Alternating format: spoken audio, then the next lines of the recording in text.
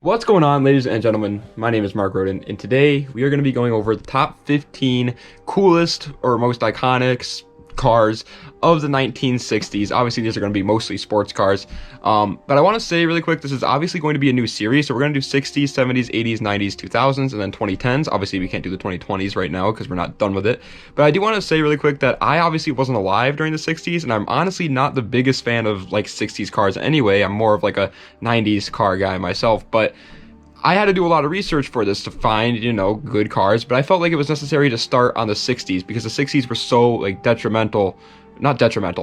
a terrible word to use. That's the opposite of what I meant to use. So needed for car culture because it just sparked all these amazing cars that we're going to go over today.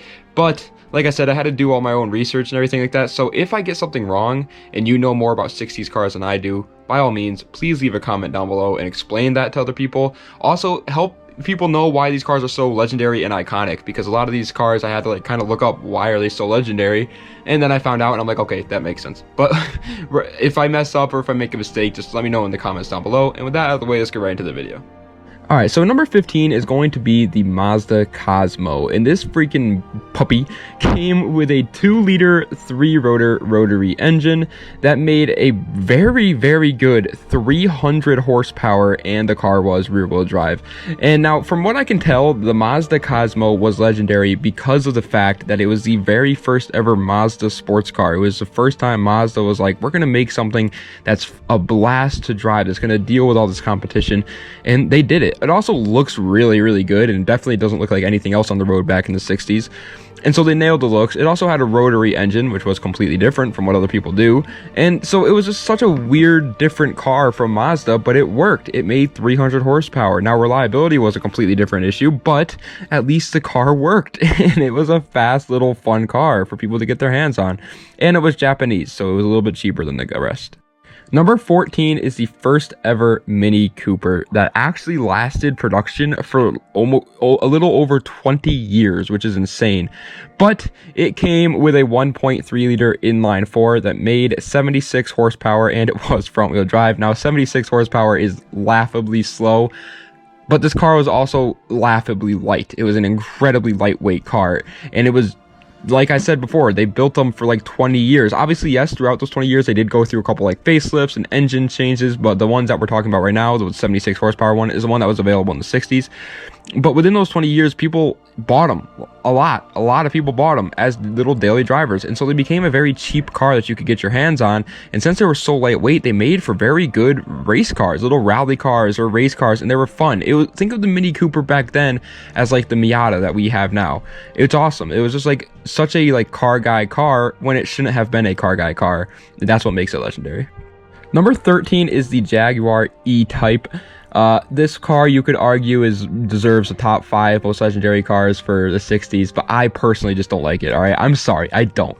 The car comes with a 3.8 liter inline 6 that makes 265 horsepower, and it was rear-wheel drive, and it looks very good. I will happily admit that. It looks elegant. It looks like a very fancy man kind of car, but I'm not a big fan of fancy man kind of cars, you know what I mean? But that's besides the point. That's my personal opinion. The reason why people love this car so much is obviously because of its amazing looks and elegance to it. It also was an obviously great race car. It handled amazingly. It was very raw, very connected to the driver.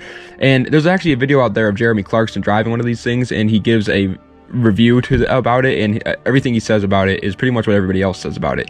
It makes you feel like free. It makes you feel proud to be a car guy, and that's awesome. Number 12 is the 65 Ford Mustang. It was the first year that the Mustang was ever built. When this car was built, it started something that is still going strong to this day, and that is the muscle car battle, and it's just legendary. It came with a 4.7 liter V8 that made 225 horsepower, and it was rear-wheel drive. Now, yes, if you're on Team Camaro or Team Mustang, obviously your opinions differ on them, but we can't argue that both of them are equally as legendary. Like I said before, when Ford came out with the Mustang, Chevy needed to bounce back, right? So Chevy came out with the Camaro later on in their life, and ever since then they've been butting heads. Never have been happy with each other. They've always just been trying to one up each other, and it is made for some of the best cars ever. We have the freaking Ford Shelby GT500 now, and now we have the Camaro ZL1 1LE, and it's just absolutely amazing how far it's gone. And it's just nice to look back on these old Mustangs and Camaros and be like, that's where it all started.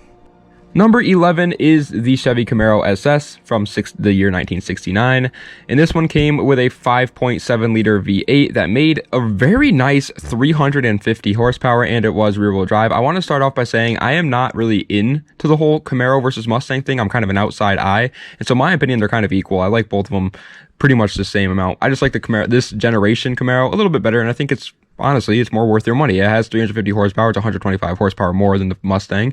In my opinion, it looks a lot better.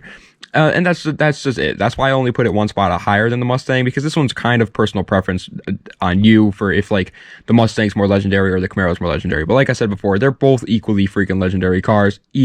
Just amazingly. I'm super happy that both these cars were ever even made in the first place.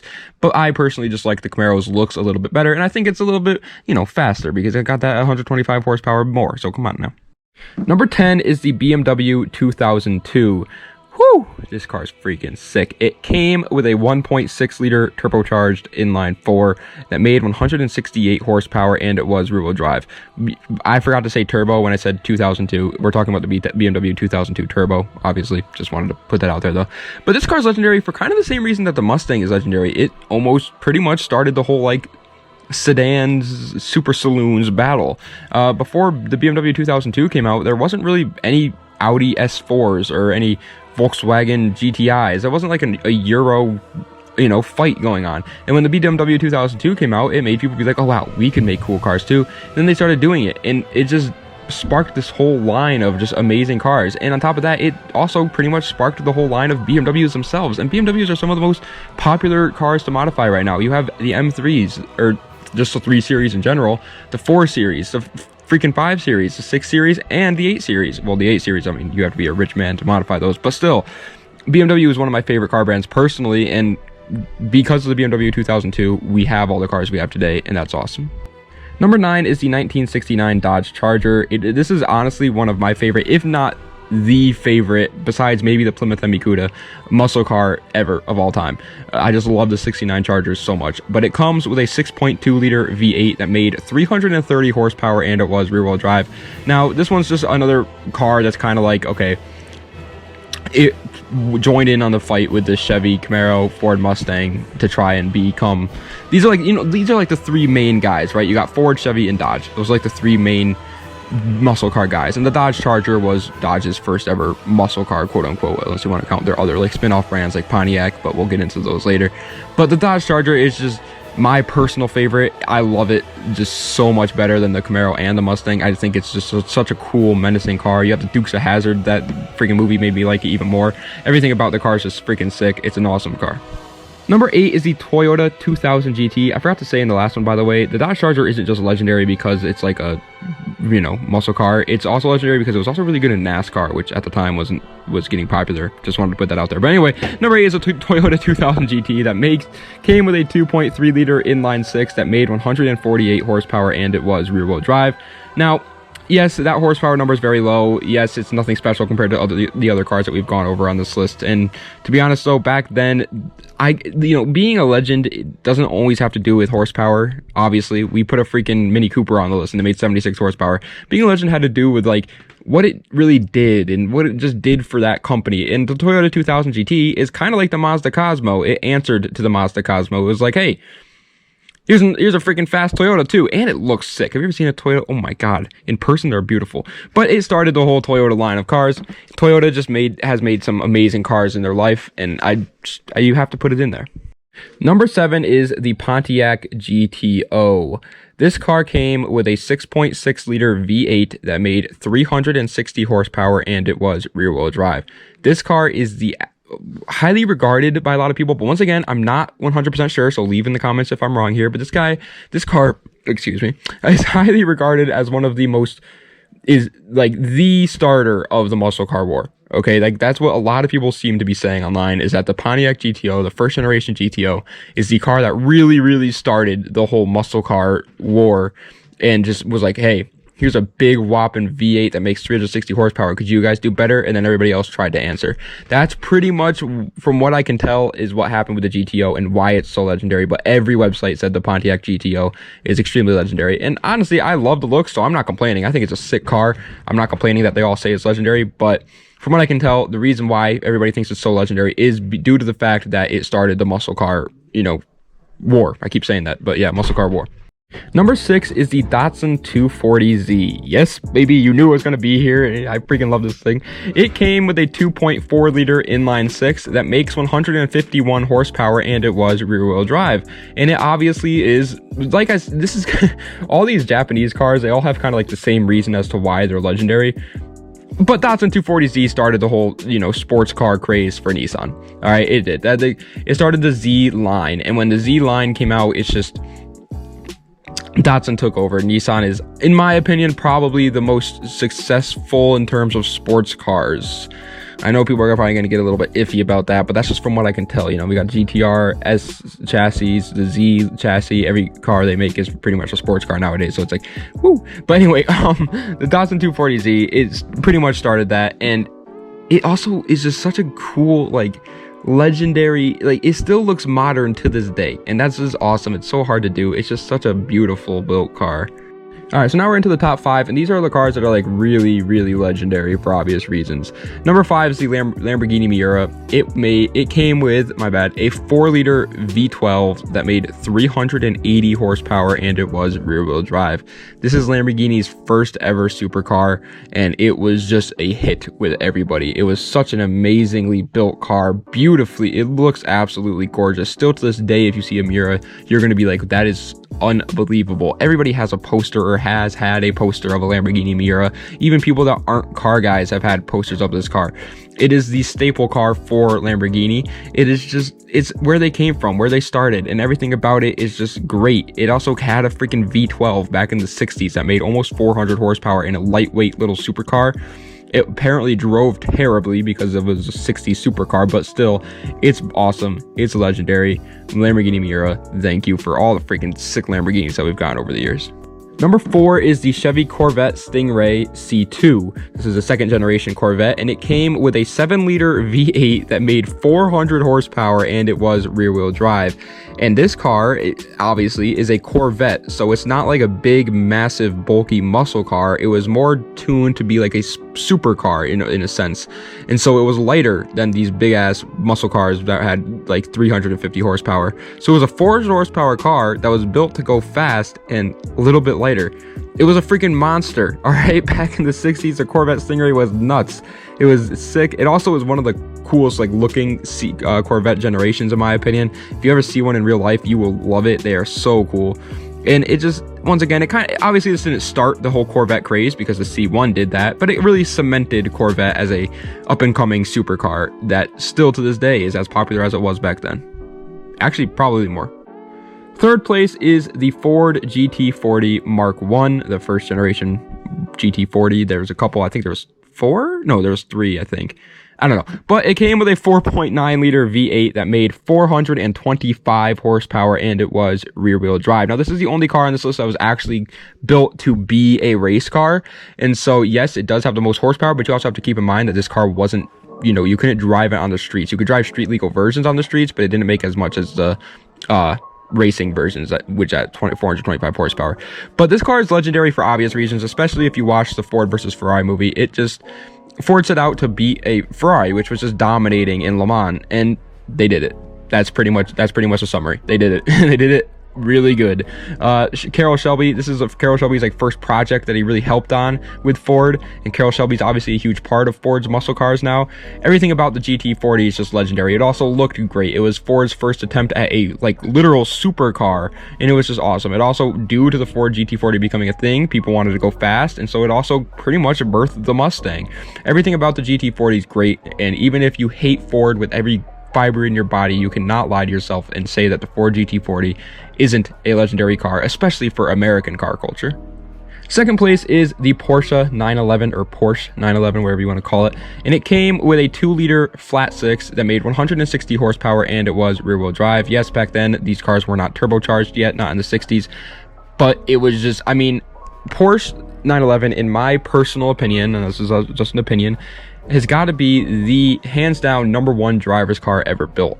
They are a supercar that is built for car guys and car guys only. They do not care how cool you want to look in your car. They just care about how much fun you're going to have in that car. And it's the Porsche 911, obviously first gen, whatever number that would be, started that all, and it's just amazing. Even back then, that car was being used for just about anything you can think of. Yes, it only had 160 horsepower, but that's the beauty about Porsche. They don't need a lot of horsepower because they handle like a dream, and they can keep up with these Lambos and big ass 300 horsepower cars with only 160 horsepower, because that is Porsche. The drivers are better, and I just freaking love everything about Porsche. It just stands for car guys and car guys only. And so thank you, Porsche, for building the 911. It's like the ultimate car guy's dream car.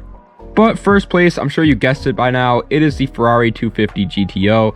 This car came with a 3-liter V12 that made 296 horsepower, and it was rear-wheel drive. And it is, as we now are standing, the most expensive car in the world.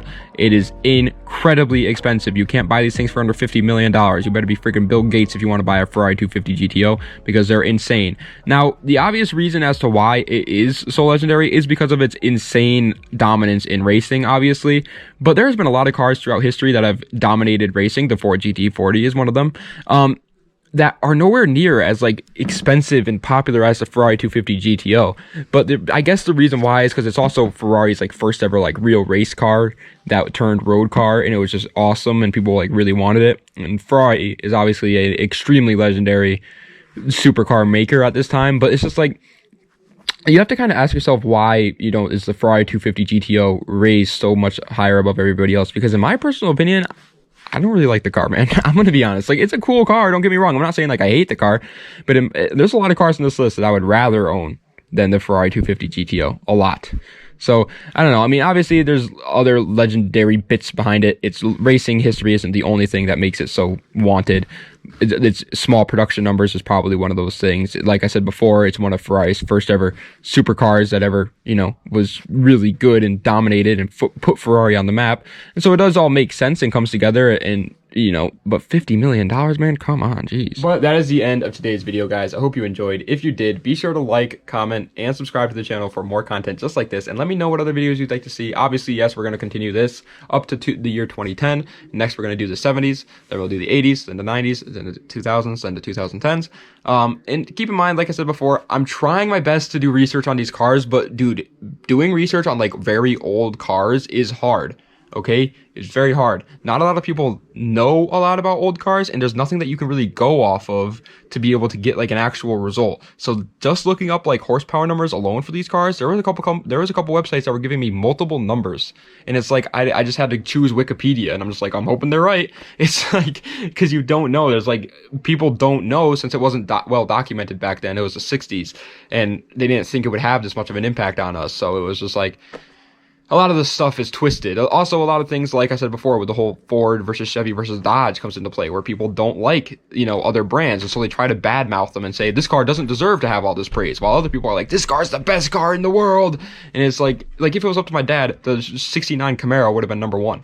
Like, that's how much he likes it. And if it was up to me, the Datsun 240Z would have been #1. But I tried to stay as unbiased as possible, and I think I gave a pretty decent list. Let me know, though, if you guys think I absolutely failed.